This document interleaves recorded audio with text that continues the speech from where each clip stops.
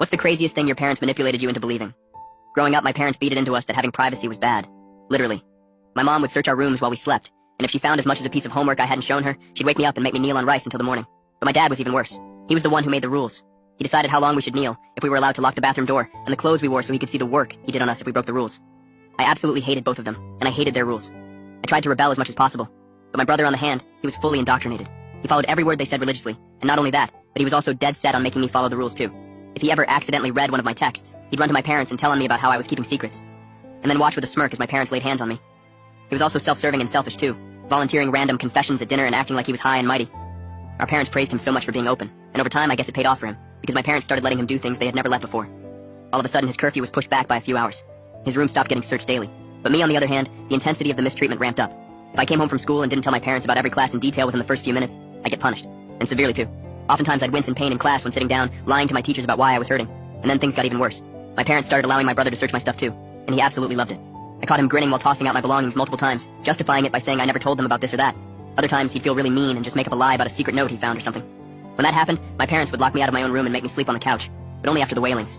I'd see my brother lingering in the hallway after my punishments, smirking like he was the king of the house. What's really sad about all of this is that it didn't matter what I did. I tried getting all A's. I'd clean the whole house every weekend. I'd offer to cook dinner for them, but if I wasn't sharing every little detail about my life with them, they looked at me like I was less.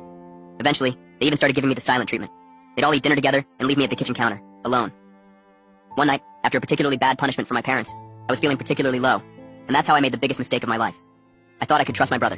I was desperate for some kind of ally, so I told him how I felt. Within an hour, my dad had me laying face down over his lap, getting the belt out. I remember holding the pillow in my mouth, biting it not to scream. 1, 2, all the way up to 10. I remember that being my breaking point. This whole time I had truly believed my brother was just complying with them out of fear. But no, he really believed everything they were teaching us. I don't think I ever felt worse than I did that night. After that, I just stopped fighting. I threw away my journals, I deleted all my old texts and never messaged anyone unless I had to. If I was forced to confess something, I just made stuff up. However, there was still that little glimmer of resilience within me, and of course that came back to bite me. My brother caught me writing a little note to myself, the one private thing I still did, and immediately sprinted to my parents. As expected, they absolutely lost it. My mom screamed that they were done. My dad got the belt again. My flip phone was smashed against the wall. I wasn't allowed to eat for 3 days. In the aftermath, they even started following me around the house so I couldn't be alone.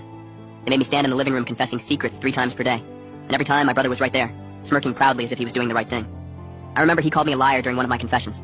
My parents didn't wail on me too hard, but that one little tell was the straw that broke the camel's back. I finally decided to leave. I walked into school the next day, and for the first time in my life, I told a teacher what was happening at home. I was honest and broke down. She seemed absolutely horrified, and before I knew it, I was sitting in the counselor's office, waiting for my parents to arrive to discuss the matter. The full story is on my channel and linked below.